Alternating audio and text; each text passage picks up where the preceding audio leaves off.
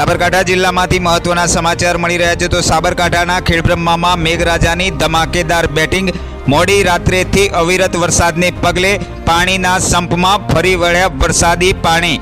અગાઉ વર્ષોના વરસાદને લઈ સંપની ફરતે બનાવાયેલી પ્રોટેક્શન દિવાલ વરસાદથી ધરાશાયી થઈ હતી।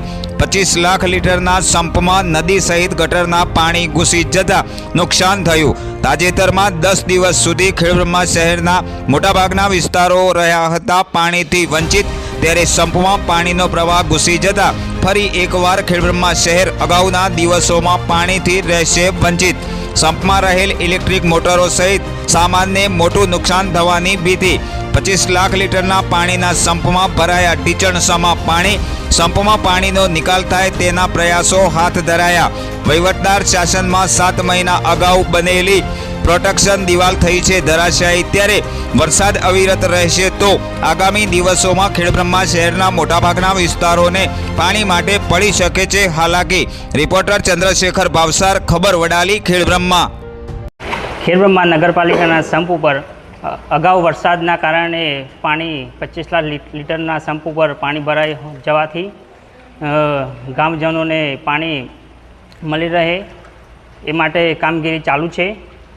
અગાઉ વરસાદ પડવાથી સંપમાં ફરીથી એકવાર વરસાદ પડવાથી સંપમાં પાણી પાછું ભરાઈ ગયું છે, પરંતુ મોટરો, પેનલો સબ પાણી અંદર ભરાઈ ગયું છે। કેટલું નુકસાન થયું છે અને કેટલા લોકો પાણી વગર રહેશે? પાણી વગર રહેવામાં ઊંડવા 2-4 એરિયા છે,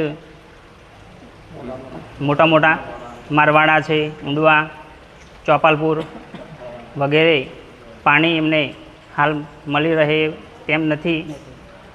અત્યારે કયા પ્રકારની મશીનરી બની ગઈ છે પાણી ઘૂસી જવાના કારણે?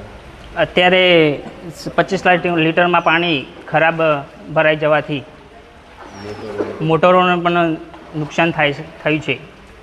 કેટલા દિવસ લાગે છે આને રિપેર કરતા અંદાજે? 4-5 દિવસ, અઠવાડિયું લાગશે। શું નામ આપનું?